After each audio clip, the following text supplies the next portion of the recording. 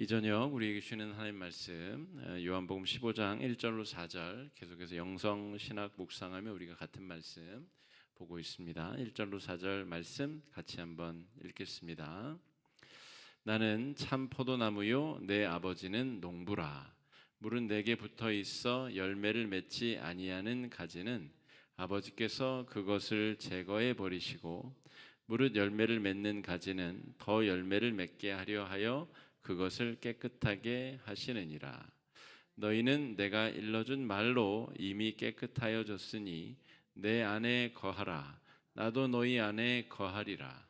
가지가 포도나무에 붙어 있지 아니하면 스스로 열매를 맺을 수 없음 같이 너희도 내 안에 있지 아니하면 그러하리라. 아멘. 영성신학이 벌써 12번째 시간인데요. 이제 이 책으로는 마무리 단계에 접어들게 됩니다. 자기 자신 잘 대하기라는 제목의 책인데 아마 이해가 되신 분도 있을 것이고 도대체 무슨 말을 하는 건지 이해가 잘 안 되는 분도 계실 텐데 어쨌든 마무리를 잘 지어보겠습니다. 마무리하는 중에 또 그동안 듣고 배운 게 정리되고 종합이 되는 은혜가 있을 수도 있고 끝까지 이해가 안 되시더라도 그래도 또 그 와중에 이곳저곳에서 또 마음에 와닿고 깨달으신 바를 붙잡고 나아가시면 좋겠습니다. 자, 자기 자신을 잘 대하기 위해서는 어떻게 해야 되는가? 실제 적용에 대한 이야기입니다. 지금까지 우리가 공부한 영성과 영성 형성에 대한 이야기, 그리고 영성을 형성한다는 것은 사람이 중심을 바로 잡고 바르게 세워진다는 것을 의미하는데 인간이 인간으로서 바로 선다. 어떤 상황에서도 흔들릴 수는 있어도 쓰러지지 아니하는 삶을 산다. 이게 영성 형성의 본질인데 그것의 기본 자세는 자기 자신을 자비롭게 대하는 것인데 그 근거가 무엇이냐라고 하는 거예요. 자기 자신을 자비롭게 대해야 되는 근거가 하나님께 있다는 것이죠. 삼위일체 하나님이 자비로운 분이시기 때문에 그 하나님이 나를 어떻게 대하시는가, 그것이 자기 자신을 영성을 잘 형성하는 길이고 바르게 영성을 형성하여 하나님 앞에 바르게 서는 길이다라고 하는 것입니다. 하나님이 자비로 세상을 지으셨고 자비로 세상을 다스리시는 분이시다라고 하는 거죠. 조금 더 구체적인 예를 들어보겠습니다. 하나님께서 천지를 창조하셨는데 선하게 천지를 창조하셨습니다. 천지를 지으시고 그 순간순간마다 보시기에 좋았더라, 선하였더라, 아름다웠더라 이렇게 말씀하시죠. 그러니까 하나님의 창조가 유한성으로 가득 차 있지만 누구나 죽음을 맞이해야 되고 전능성을 가질 수 없으나 그 자체가 아름답다는 것이죠. 하나님의 선한 창조로 피조세계가 지어졌고 그 세상이 아름답다라고 하는 것이죠. 하나님이 인간에게 특별한 형상을 부어주셨는데 생명의 숨을 불어넣어 주시고 하나님의 형상을 우리에게 심어주셨는데 그래서 지난주에 우리가 공부한 대로 인간의 노동은 하나님 나라의 확장의 동역자로서의 쓰임받는 것, 하나님 나라 확장을 우리가 우리 손으로 완성짓는 것이 우리가 행하는 노동의 본질이다. 지난주에 우리가 그런 내용을 살폈습니다. 그러니까 하나님이 우리에게 그분의 형상을 나누어 주시고 하나님께서 창조 행위가 6일 만에 끝났다라고 창세기는 기록되어져 있으나 성경 이야기를 계속 살펴보다 보면 하나님의 창조가 끊임없이 연속적으로 주님 다시 오실 때까지 계속해서 이어지고 있다는 것을 발견하게 됩니다. 하나님의 연속된 창조 가운데 하나님의 형상을 지닌 우리들을 동역자로, 동반자로, 함께 일하는 자들로 우리를 부르고 세우셨다라고 하는 겁니다. 그러니까 여러분, 바른 그리스도인들은 내가 하고 있는 일에 거룩함, 신성성을 부여할 수 있는 사람들이에요. 그런데 사꾼들은 어떤 사람들이죠? 사꾼이 꼭 나쁜 말은 아닙니다. 여러분, 운동선수가 실력이 뛰어나면 옆에 있는 팀에서 스카우트 해가죠. 야, 10년에 연봉 100억 원 줄게. 아니, 10년에 도합 연봉을 100억 원 줄게. 그러면 이쪽 팀의 선수로 뛰던 사람이 계약서를 바꿔 쓰고 저쪽 팀으로 갑니다. 사꾼이죠. 근데 그게 꼭 나쁜 의미가 아니라 프로 운동선수는 그 받는 연봉으로 자신의 가치를 평가하니까 사꾼이 되어야 되는 게 맞죠. 그런데 적어도 그리스도인들은 삭스로 내가 하고 있는 거룩한 일을 평가할 수 없다라고 자존감을 가져야 된다는 말입니다. 예를 들어서 우리 김종분 권사님이 지금 이 어린이집에서 아이들 케어하고 돌보고 하는 그런 일을 하시는데, 그 보상, 돈의 보상으로 그 일을 판단하고 평가한다라고 하면 그 일을 굳이 할 필요가 없을 겁니다.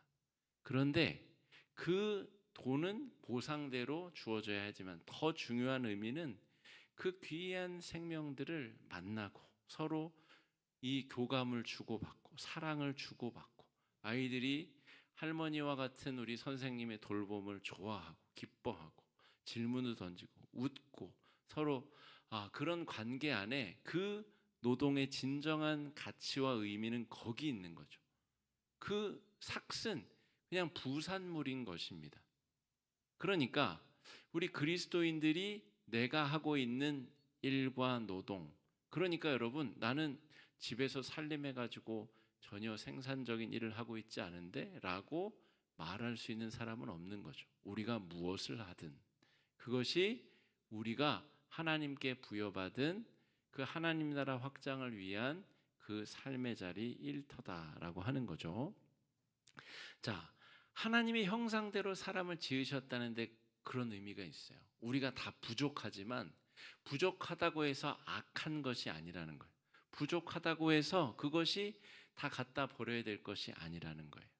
연약하고 부족하지만 그러나 나에게 주신 삶의 자리에서 나에게 주신 달란트를 가지고 내가 최선의 노력을 하면 그걸로 두 달란트를 남기기도 하고 5달란트를 남기기도 하는 그런 은혜의 역사가 펼쳐진다라고 하는 것이죠.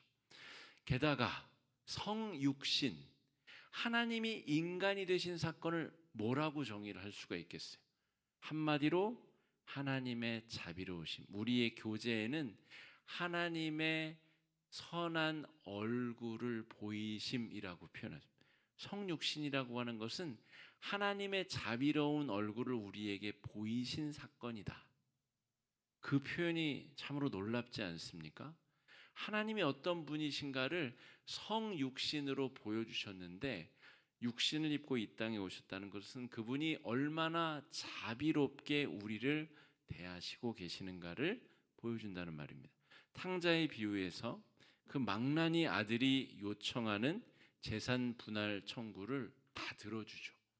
그리고 그 망나니 아들이 재산 다 팔아먹고 가정의 망신 다 시키고 그리고 다시 아버지 집으로 돌아왔을 때에 그 자비로운 아버지가 아들을 끌어안습니다. 동네 사람들이 돌로 쳐 죽일까 봐 버선발로 뛰어나가서 아들을 자기 몸으로 덮습니다. 그리고 신을 신기고 옷을 갈아입히고 아들의 지위를 복구시켜 주시죠. 자비로우신 하나님의 얼굴이 성육신이라는 것이죠. 거기서 한 걸음 더 나아가서 우리가 이번 주 지나고 다음 주가 성령 강림 주일인데, 여러분 교회력으로 한 해를 살아보시면 몹시 은혜가 넘칩니다.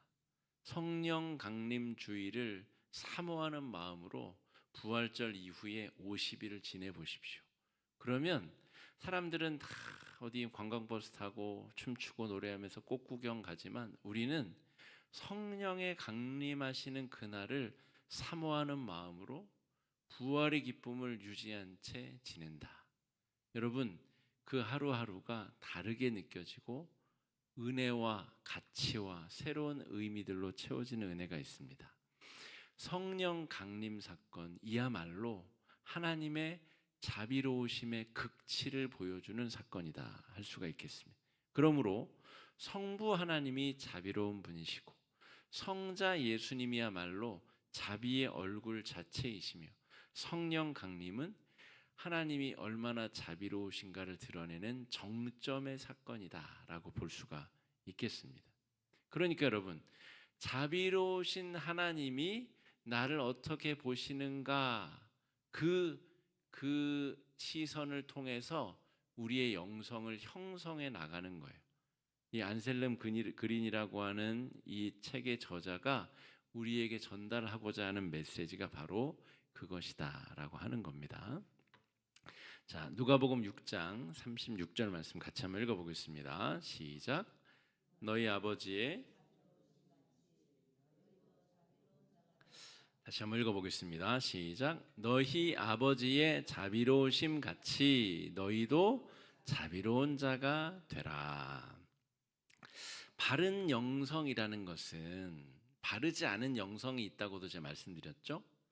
하나님을 알아가고 절대자로 나의 유한함을 메꾸려고 하는 것을 바른 영성이라고 해요. 그런데 나의 유한함, 부족한 부분을 하나님 아닌 다른 것으로 메꾸려 하는 것이 바르지 못한 영성입니다. 그게 우상 숭배이기도 하고 돈을 번다거나 명예를 얻는다거나 온갖 것으로 그 빈자리를 메꾸려 하지만 절대 메꿔지지 않는 현상이 바로 바르지 않은 영성 형성, 이렇게 볼 수 있어요. 자, 바른 영성 형성이란 뭐냐면 하나님의 자비로우심으로 자기 자신을 보는 걸 말해요. 하나님의 눈으로 자기 자신을 이렇게 바라보는 태도가 바른 영성을 형성하는 태도다. 지금부터 설명하는 내용이 여러분 이해가 되길 것 같기도 하고 안 될 같기도 하고 막 그럴 거예요. 그렇더라도 낙심하지 마시고 한번 끝까지 잘 따라와 보시기를 바랍니다. 하나님의 눈으로 나를 바라본다는 게 과연 무슨 말이냐? 바르지 못한 영성 형성을 예로 들어볼게요. 바르지 못한 영성 형성은 하나님의 눈이 아니라 뭘로 보냐면 다른 사람의 눈으로 나를 보는 태도. 그러니까 우리가 이 책을 늘 계속 공부하면서 자기 자신을 막 채찍질하고 너는 이것도 똑바로 하나 처리 못하냐? 너는 여기서 또 실패하고 넘어졌냐? 너 어제 작심삼일 결심했다가 또 무너졌지. 오늘 결심했지만 오늘 저녁에 또 무너질 거지. 다른 사람, 특별히 나를 아주 나쁘게 평가하는 사람의 눈으로 자기 자신을 바라보는 것을 바르지 못한 영성 형성이라고 부른다는 거예요. 또 한 가지는 절대 도달하지 못할 그런 이상적 목표를 정해놓고 그 꼭대기에서 자기 자신을 내려다보는 현상을 바르지 못한 영성 형성이라고 부르는 거예요. 예를 들어서 어떤 사람이 연초에 내가 올해에는 하루에 2시간씩 성경을 보고 하루에 2시간씩 기도를 하고 하루에 2시간씩 내가 전도를 하리라. 아주 이상적이라고 볼 수가 있겠죠. 그런데 그 목표를 세워두고 그 목표에서 자기 자신을 째려보고 노려보는 거예요. 어떤 날은 몸살이 들어서 그렇게 못할 때도 있을 것 아니에요. 그런데도 여전히 그 도달 불가능한 그 이상적 목표 위에서 자기 자신에게 너는 역시 구제불능이야. 너는 역시 안 돼. 너는 역시 노력해도 안 되는 존재야.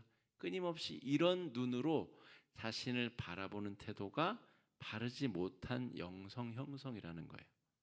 자, 하나님께서 자비로운 분이신데 왜 하나님의 눈으로 자기 자신을 보지 못하는가? 오늘 이 책을 이제 마무리 지으면서 우리는 과연 어떤 눈으로 나를 바라보고 나에게 어떤 메시지를 던지고 있는가를 돌이켜보자라고 하는 겁니다. 자비의 대상, 아까 아버지의 자비로우심 같이 너희도 자비로운 자가 되라라고 우리 36절 말씀에 있었잖아요. 그런데 35절 말씀에는 누구에게 자비로워야 되는가? 내가 자비로워야 되는 대상이 나오는데 그게 바로 원수라는 거예요. 원수. 원수에게 자비로운 대상이 자비롭게 대하라는 거예요. 그런데 그 원수가 외부에 있는 것이 아니라 나의 내부에 원수가 존재한다는 겁니다. 자, 35절 누가복음 6장 35절 같이 한번 읽어보겠습니다. 시작.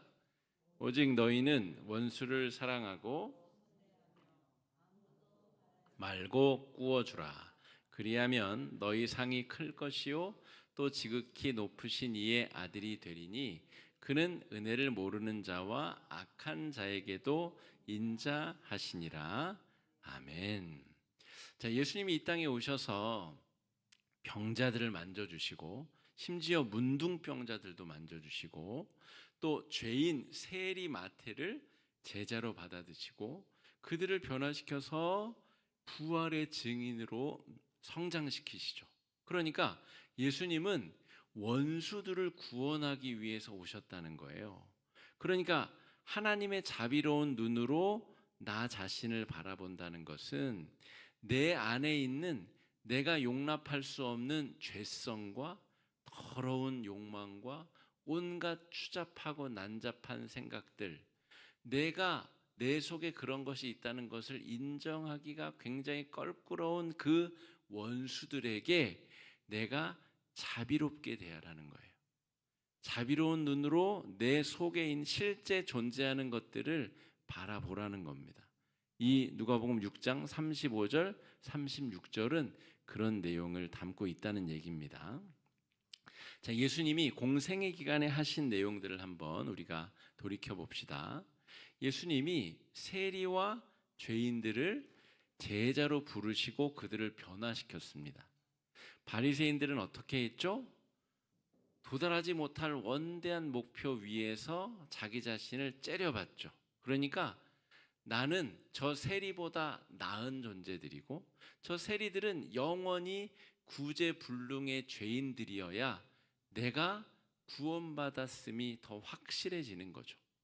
그러니까 세리와 죄인 원수들을 자비롭게 대할 필요가 없는 거예요. 세리와 죄인들은 나와 상관이 없는 존재, 내 안에는 저런 것들이 있어서는 안 되는 존재라고 생각을 한다는 거죠. 우리 그리스도인들이 예수님이 그렇게 지적하셨던 가식적이고 외식적인 신앙 태도를 보일 때 이런 마음으로 자기 자신을 바라볼 때 그렇습니다. 내 안에는 그런 더러운 것이 있을 리가 없어. 왜? 내가 권사 생활 30년인데 내 그런 게 내 속에 있을 리가 있어? 만약에 나와 다른 사람들 사이에 문제가 벌어진다면 반드시 그 인간 때문이야. 내 안에는 그런 게 있을 리가 없어. 바리새인이 자기 자신을 보듯이 우리가 우리 스스로를 그렇게 볼 때 문제를 바로잡을 수가 없는 겁니다. 자기 자신을 자비롭게 대한다는 것은 예수님이 세리 마태에게 손을 뻗어서 너 나의 제자가 되지 않을래? 아니 제가 어떻게 유대 랍비의 제자가 됩니까? 유대인들은 저를 더럽다고 취급을 하는데요. 아니야. 나는 너를 그렇게 보지 않아. 너는 구원받을 가능성이 있는 존재고 네가 죄인인 게 확실하기 때문에 오히려 너는 희망이 있는 사람이야. 여러분 자기 자신을 자비롭게 대해야 한다는 것의 의미를 아시겠어요? 내 안에 있는 원수, 찌꺼기, 더러운 것 내가 내 안에 있다라고 도저히 받아들일 수 없는 그런 저열한 욕망들이 내 안에 원수로 살고 있는데 내가 그 원수들을 자비로운 눈으로 바라보고 손을 뻗어야 된다는 거예요. 그래야 진짜 내 안에 그 원수들을 자비롭게 대하고 그 원수들에 의해서 사로잡히는 일이 벌어지지 않는다는 거예요. 오히려 내가 그 원수를 통제할 수 있고 그 원수가 변화되고 성장하여서 아주 나쁜 모습이 아니라 비교적 좋은 모습으로까지 우리가 양지로 끌어낼 수 있고 성장시킬 수 있다라는 겁니다. 이게 바로 바른 영성 형성의 본질입니다. 다소 설명이 어려울 수 있는데요. 무슨 의미인지 조금 더 계속 설명을 한번 따라와 보세요. 무슨 말인지 잘 모르시겠는 분들도 조금만 더 따라와 보시면 좋겠습니다. 자칭 의인들은 예수님과 참된 만남을 이루지 못했어요. 올해 우리 교회의 주제가 참 만남의 공동체 아닙니까? 참 만남의 공동체라는 것은 좋은 말만 오고 간다는 게 아니에요. 너 잘생겼다, 너 착하다, 사랑합니다, 축복합니다. 그런 말만 오고 가는 게 참 만남이 아닙니다. 참 만남은 솔직한 진심이 전달되는 것을 참 만남이라고 부릅니다. 내용적으로는 그 말이 아름답지 못하더라도, 예를 들어서 바리새인들에게 당신들의 그 가식적인 모습을 벗으십시오, 지적하는 말 아니에요. 그런데 예수님의 솔직한 말입니다. 당신들 안에는 회칠한 무덤 속에 있는 것 같은 악취가 진동을 합니다. 그러므로 당신들이 가지고 있는 위선의 가면을 벗으십시오. 말은 좋은 내용으로 채워져 있지 않는데 예수님의 진심이 전달된 것이죠. 그 말을 듣고 양심에 찔리고 회개하고 돌이키는 아리마대 요셉과 같은 바리새인이 있죠. 그 사람은 참된 만남이 이루어진 겁니다. 맞아, 내가 아닌 척하지만 내 안에 그런 게 있어. 내 안에도 다른 죄인들과 똑같은 욕망이 이글이글 불타고 있지. 그것을 예수님이 알아차리고 말씀하셨구나. 그래, 회개해야지. 내가 저 세리와 도대체 다른 게 뭐가 있단 말이냐라고 회개할 수 있는 것이 참된 만남이 이루어지는 것이죠. 그런데 놀랍게 죄인들, 병자들, 귀신 들린 사람들은 아예 참된 만남을 할 준비 자체가 돼 있는 사람들입니다. 나는 죄인이고 나는 하나님께 나아갈 자격이 없는 사람들이라고 하는 자기 정체성이 예수님과의 확실한 만남이 이루어졌다는 거죠. 어저께 본문 우리 새벽 말씀 삭개오 본문 누가복음 19장 1절로 10절 말씀에 삭개오가 뽕나무 위에서 예수님을 바라보죠. 예수님이 삭개오야 이름을 부르고 내가 오늘 너희의 집에 유하여야 하겠다 이야기하자 뛸 듯이 기뻐합니다. 내가 죄인이어서 아무도 나를 사람 취급 안 해주는데 나를 사람으로 여겨주시는 분, 그 자비로운 눈길과 손길 때문에 그 삭개오, 속물 같은 인간 삭개오가 어떻게 변화되죠? 재산을 다 없앱니다. 그냥 멀쩡한 재산 절반을 떼서 가난한 자들에게 주고 속여 빼앗은 재산, 당시의 세리들은 다 속여 빼앗았습니다. 그러니까 그것을 4배나 변상하면 삭개오는 빈털터리가 돼요. 재산 빵원이 되는 겁니다. 그럼에도 불구하고 괜찮아져요. 왜냐하면 더 이상 그렇게 세리로서 살지 않아도 내가 하나님의 자비로운 눈길을 경험한 자가 되었기 때문에 더 이상 아쉬울 게 없는 거예요. 지금 당장 죽어도 돈이 한 푼 없어도 전혀 아쉽거나 섭섭할 일이 없는 겁니다. 지금 주가가 막 오르죠. 막 8천을 뚫느니 못 뚫어. 오늘 뚫었어요, 못 뚫었어요? 잘 모르세요? 저만큼 주식에 관심이 없으시네. 남들은 막 주식 8천에 막 해가지고 몇 천을 벌었네, 몇 억을 벌었네. 여러분 잠깐 들리는 귀에 아유 좋겠다 그럴 수는 있어도 막 뼛속같이 시리고 나는 못 벌었는데 속상하다. 그런 사람은 내가 바른 영성을 형성하고 있는 잘 생각해 봐야 돼요. 삭개오를 잘 보세요. 삭개오는 예수님 만나기 이전에는 돈이 최고였기 때문에 돈을 꽉 잡고 있었다고요. 그런데 예수님을 제대로 만나면 다른 것들이 꼭 삶에 필요하긴 하지만 그게 자신의 삶에 완전 중요한 이유는 될 수 없다는 거예요. 그게 돈이 됐든 권력이 됐든 외모가 됐든 학력이 됐든 남들의 평가가 됐든 인정이 됐든 그냥 나를 알아주신 예수 그리스도의 그 자비로운 시선으로 충분한 사람, 충분한 조건, 그게 구원받은 사람, 변화받은 사람, 바른 영성이 형성되고 있는 사람이다 라고 말할 수 있겠습니다. 우리도 우리 영성의 식탁에 있는 모습 그대로의 내 안에 있는 원수들을 초청해야 된다는 거죠. 바꿔 말하면 삭개오 본문으로 예를 들어 볼게요. 내 안에 아주 음탕한 마음이 있다고 생각해 봅시다. 그래서 다른 사람을 말로 막 깎아내는 게 그냥 입에 붙어 있는 습관이에요. 그 사람을 깎아내리고 그 반대급부로 나는 조금 더 돋보이려고 하는 못된 습성이 제 안에 있다라고 칩시다. 예를 들어서 여러분을 이런 예로 들면 안 되잖아요. 권사님 안에 그런 거 있죠? 예 들면 안 되잖아요.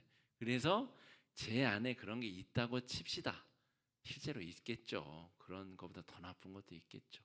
그런 것을 그런 그 나쁜 욕망이, 나쁜 습성이 지금 뽕나무 위에서 나를 보고 있는 거예요. 예수님을 보고 있는 거예요. 그런데 내가 그 삭개오, 그 못된 습성을 자비로운 눈으로 보면서 얘야, 남을 그렇게 깎아내려서 재미를 보려고 하는 못된 습성아 라고 이름을 부르고 내가 오늘 너의 집에 가서 밥을 한 끼 좀 먹어야 되겠다. 너랑 내가 얘기를 좀 나눠야 되겠다. 그 자비로운 식탁으로 그 원수들을 초대하라는 거예요. 말씀드렸죠. 누가복음 6장 35절의 원수는 바깥에 있는 원수를 말하는 게 아니에요. 저 북한 공산당을 말하는 게 아닙니다. 내 안에 있는 왜곡되고 변형되고 좀 삐뚤어지고 더럽혀진 나의 속성, 본능, 죄된 욕망, 그게 원수들이에요. 그것들을 자비로운 눈으로 바라보라는 거예요. 오해하시면 안 되는 게 자비로운 눈으로 바라본다는 것은 걔네들한테 방종할 자유를 주라는 말이 아닙니다. 예수님이 야 삭개오야, 너 지금껏 하던 대로 더 열심히 살아라. 더 속여서 빼앗고 더 물질 많이 끌어모아라. 지금껏 한 대로 더 열심히 해라. 예수님이 그러셨나요? 자비롭게 대한다는 것에, 자기 자신을 자비롭게 대한다는 것은 내 연약함을 나의 일부로 받아들이고 오죽하면 그랬을까, 오죽하면 저러고 살았을까라고 그 원수를 바라봐 주라는 거예요. 자비롭게 바라보려면 여러분, 내가 힘이 있어야 돼요. 그 원수가 나보다 힘이 세면, 힘이 센데 내가 자비를 베풀어 줄 수 있나요? 내가 힘이 약하고 저쪽이 힘이 센데 내가 자비를 베풀어 줄 테니까 내가 용서해 줄게, 그럴 수 있나요? 힘이 센 쪽이 자비를 베푸는 거예요. 그러니까 내가 힘을 가진 자로서, 은혜 받은 자로서 내 안에 못된 본성을 원수로 나의 은혜로운 식탁에 초대하라는 겁니다. 그리고 그 못된 속성 원수와 자비로운 눈으로 바라보고 예수님이 삭개오와 식탁 대화를 나누었듯이 대화를 나누라는 것입니다. 여러분, 제가 여러 본문을 들어서 굉장히 예를 들어서 설명하고 있지만 도무지 무슨 말인지 이해가 안 되실 수도 있습니다. 근데 계속 한번 따라와 보세요. 우리 안에는 그림자라는 것이 있습니다. 이걸 뭐 다른 방법으로 여러 가지로 설명할 수 있는데 종합적으로 제일 두드러진 특징, 우리가 쉽게 알아차릴 수 있는 것은 우리의 인격에는 반드시 그림자가 존재한다는 거예요. 지금 조명이 비치면 저의 몸뚱이 뒤쪽에는 조명의 그림자가 생기죠. 스스로 자체 발광하는 전능하신 하나님이 아닌 이상 모든 피조물은 그림자를 가질 수밖에 없습니다. 태양은 그림자가 없는데요. 태양도 있어요. 태양계에 그런 항성, 스스로 빛을 발하는 항성, 태양보다 몇억 만배 큰 광명체가 그 옆에 존재할 것 아닙니까? 그러면 자체 발광하는 태양도 자체 그림자가 생기게 됩니다. 그러니까 하나님 이외에는 모든 피조물은 다 그림자가 있다는 거예요. 이게 무슨 말이냐면 아주 긍정적이고 좋아 보이는 모습 뒤에 반드시 그림자가 있다는 것을 여러분 가정하셔야 됩니다. 이건 다른 사람과 대인 관계에서도 굉장히 유용한 툴이에요. 저 사람이 참 멋진 것 같아. 그러면 그 멋진 성격 이면에 그의 그림자가 반드시 있다는 것을 생각하셔야 내가 상처를 덜 받습니다. 상처를 안 받을 수는 없어요. 그런데 덜 받을 수 있어요. 아, 저 사람이 이런 성격이니까 이런 그림자가 있을 거야. 그래서 그 그림자가 부지불식간에 자신을 공격할 때, 아, 그래, 저 사람의 그림자는 이거였지. 그럴 수 있어. 저 사람이 지금 몹시 지금 조급한가 보다. 위기에 몰렸나 보다. 그래서 그 그림자를 어떻게 감추기가 어려운가 보다. 그렇게 헤아릴 수 있어야 된다는 거예요. 그러려면 내 안에 있는 그림자가 뭔지를 먼저 알아야 되겠죠. 말한 대로 뽕나무 위에 올라가 있는 그 이름을 부르고 그 아이와 걔네 집에 가서 저녁을 먹고 이야기를 나눌 정도로 나의 그림자가 나에게 익숙해야 된다는 거예요. 그래야 성장을 할 거 아니에요. 그림자가 없어질 수는 없어도 옅어지게 만들 수 있을 거 아니에요. 그게 바로 바른 영성을 형성하는 길이라는 거예요. 자, 몇 가지 예를 들어볼게요. 뭐 9가지 성격 유형으로 따지면 양쪽의 날개까지 하면 뭐 36가지 이렇게 설명할 수 있지만 그건 너무 장황한 설명이고 몇 가지 예를 들어볼게요. 예를 들어서 다른 사람을 잘 도와주면서 기쁨을 누리는 성격이 있어요. 9가지 성격 유형 중에 대표적인 성격. 그런데 그런 사람의 그림자는 뭐냐면 고맙다고 안 하나? 저 사람은 왜 나한테 고맙다고 안 하지? 내가 도와준 것에 대해서 왜 감사 표시를 안 하지? 그 사람이 잘 되면 나에게 그런 보상을 해줘야 되는데 왜 이런 거 안 하지? 내가 이렇게 도와주고자 하는데 왜 내 도움을 기쁘게 받지 않지? 이게 바로 그림자예요. 그 사람의 그림자. 아무런 대가 없이 도와주면 되는데 그런 사람은 없어요. 유한한 인간이기 때문에 내가 뭔가 도왔으면 거기에 따른 보상을 말 한마디라도 사람이 기대한다는 것이죠. 그게 잘 돕는 사람의 대표적인 그림자입니다. 유능한 사람이죠. 뭐만 하면 다 잘하는 사람. 우리 신대원 친구 중에도 쟤는 정말 공부를 저렇게까지 안 하는데 시험을 너무 잘 보는 애들이 있잖아요. 뭘 해도 잘하는 애들. 시험을 보면 시험 잘하고 운동을 하면 운동도 잘하고 연애도 잘하고 다 잘하는 애들. 그런 애들이 특징이 뭔지 아세요? 그림자가 뭔지 아세요? 자신의 유능함을 위해서 살짝 불법과 이 부정직함을 그냥 아닌 척 한다는 거예요. 그렇게 성취물들을 이루기 위해서는 반드시 어떤 부정직한 과정을 거칠 수밖에 없는데 그거는 자기의 허물로 인정하지 않고 그럴 수 있다라고 생각하는 것. 이게 유능한 사람들이 가지는 치명적인 그림자들이다라고 말할 수 있습니다. 자, 예술적인 창의력을 가진 성격을 가진 사람들이 있죠. 그들은 자도취에 빠지는 그림자가 있어요. 바꿔 말하면 남들을 깔보고 업신여기는, 나만 특별하고 나의 창작물이 특별해야 되기 때문에 다른 사람들을 업신여기거나 다른 사람들의 창작물을 보잘것없게 여기는 그림자가 있어요. 그러니까 이거 다 반대급부적인 어두운 측면이 있다는 것입니다. 어떤 사람은 굉장히 지식 추구 열이 있는 사람들이 있어요. 그런 성격을 가진 사람들이 있습니다. 그런데 그들의 그림자는 뭐냐면 그 지식 안에 gat혀서 현실 세계로부터 동떨어진 삶을 살아간다는 거예요. 타인과 공감하지 못하고 현실 세계에 동떨어진 삶을 살아가요. 이론으로 무장한 삶을 살아가는 겁니다. 그러니까 그것이 그 사람들의 그림자인 것이죠. 여러분 구구절절 다 모든 성격의 그림자를 나열할 수도 있으나 오늘은 그런 시간이 아니기 때문에 그림자의 특징을 파악하시라는 거예요.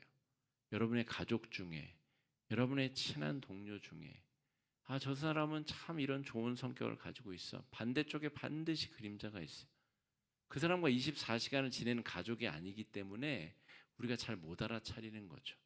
그리고 그 사람이 본색을 드러날 때쯤엔 각자 헤어져서 집에 가는 거예요. 그래서 괜찮은 거예요. 근데 3박 4일 여행 가고 일주일 같이 여행 가면 막 완전히 속에 있는 걸 다 드러내 보여주게 되죠. 그 안에 바른 영성을 형성하지 못한 사람의 찌꺼기 같은 내면을 여과 없이 다 보게 되는 겁니다. 그래서 여러분, 우리 자신 안에 있는 이 그림자들을 우리가 자비롭게 대해야 그 그림자에 농락당하거나 사로잡히지 않게 된다는 거예요.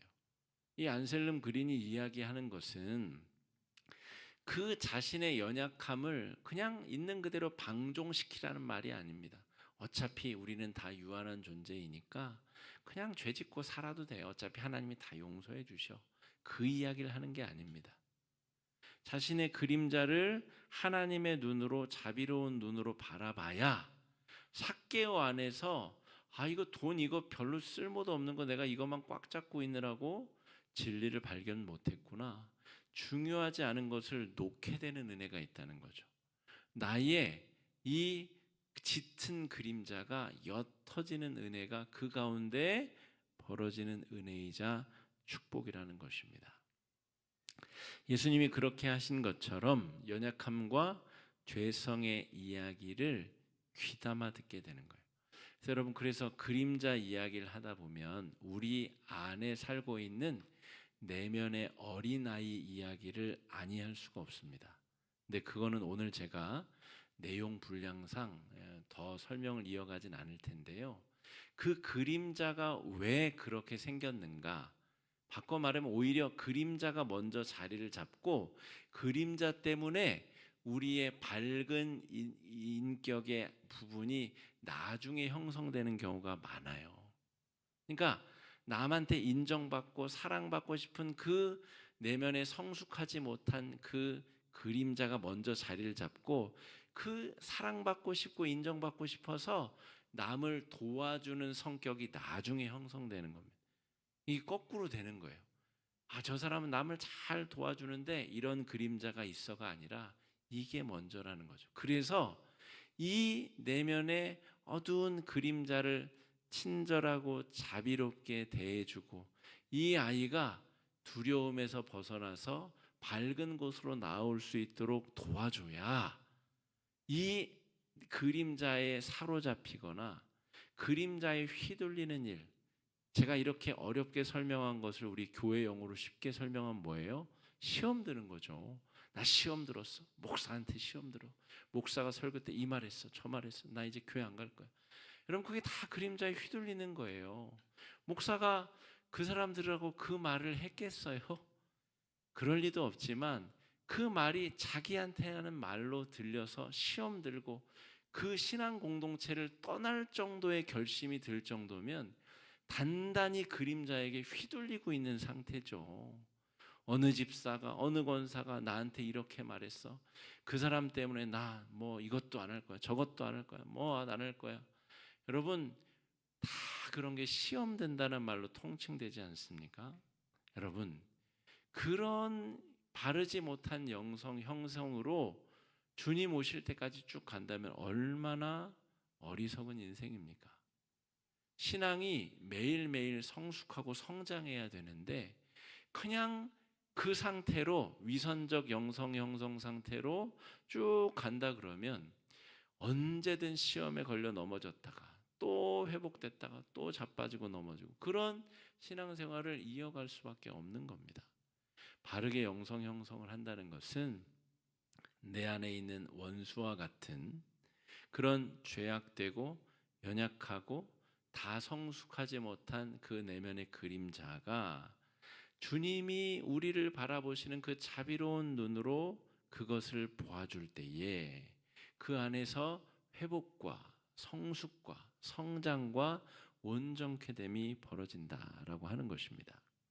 연약함과 죄성의 이야기를 귀담아 듣는 것. 예를 들어서 아까 남을 잘 돕는 사람이 보상에 대한 목마름, 그림자가 있다 그랬잖아요. 요거 딱 해놓고 봉사 딱 해놓고 요거 누가 안 알아주나, 요거 누가 고맙다고 안 해주나, 누가 나에게 이렇게 칭찬 안 해주나?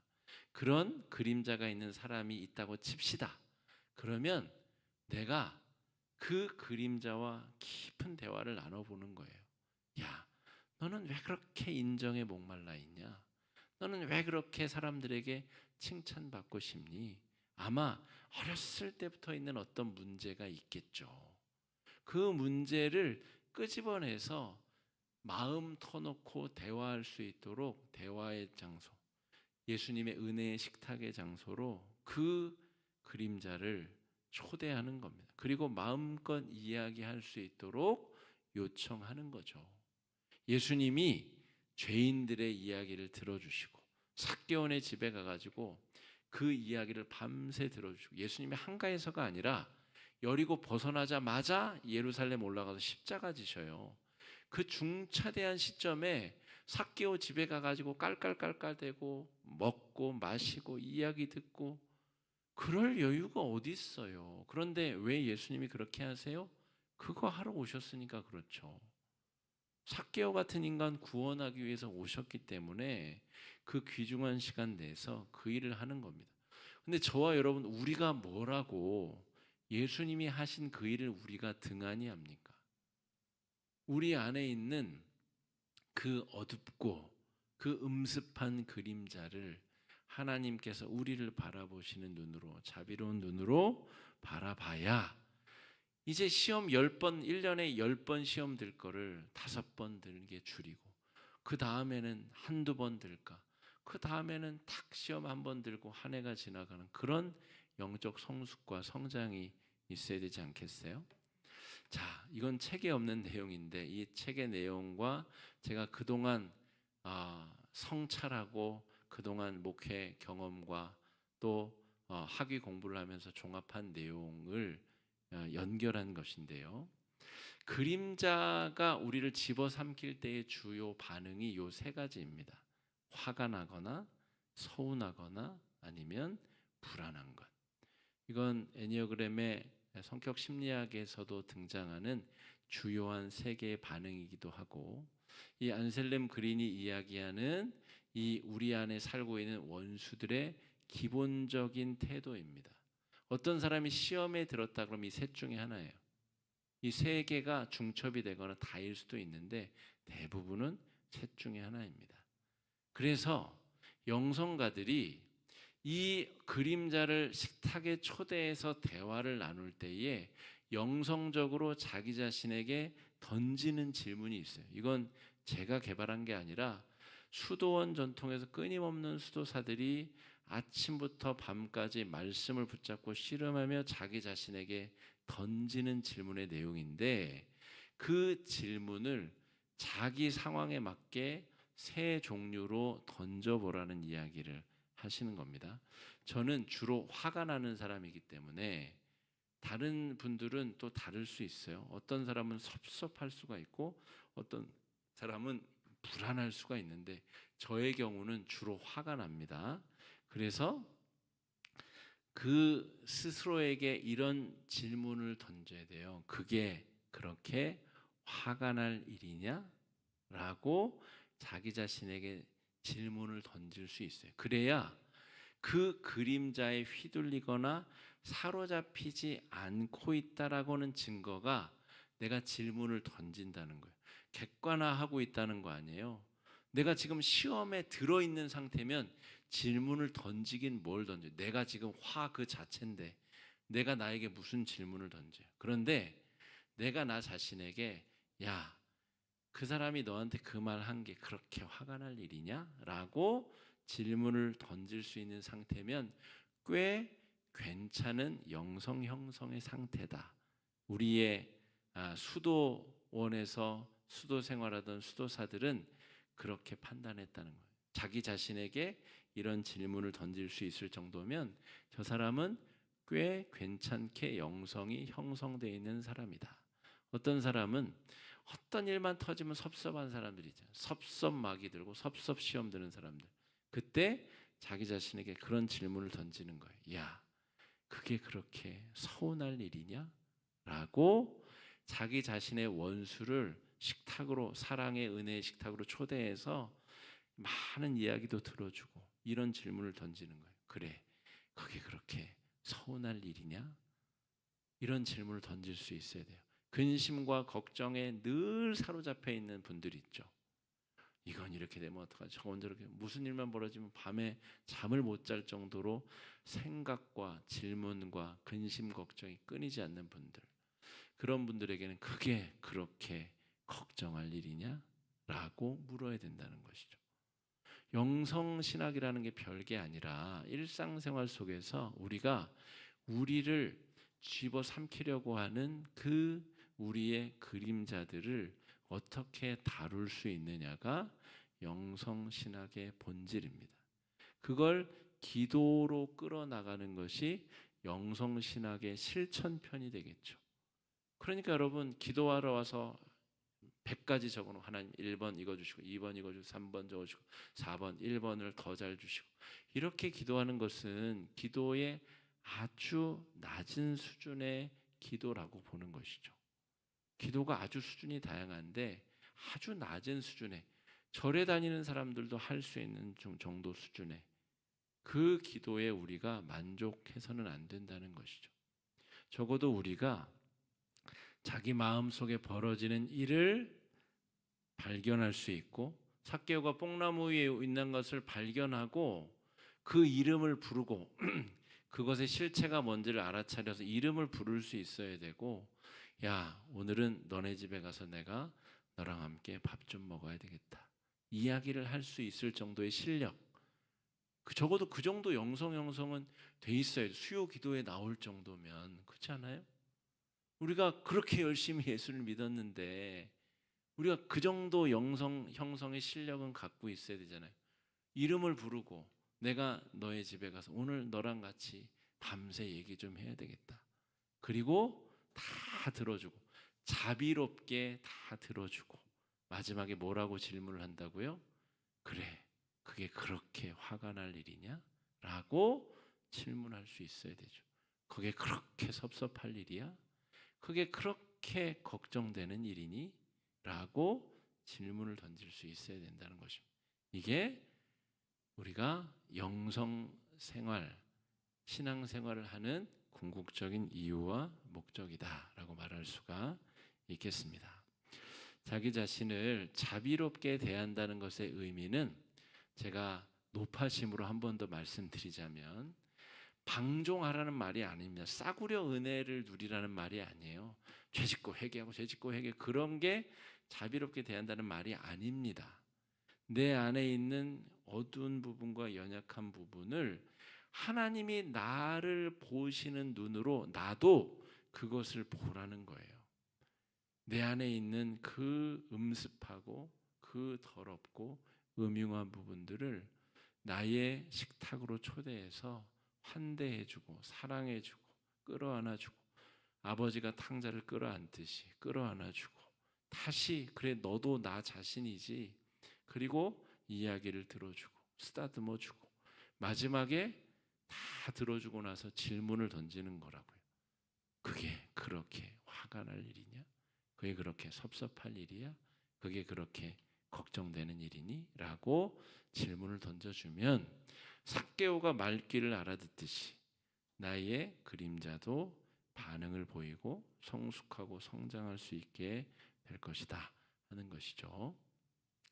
이해된 만큼 여러분 은혜를 누리시고 이해된 만큼 또 바르게 영성 형성해 나가시는 은혜 한 주가 되시기를 주의 이름으로 축복합니다. 시간에 말씀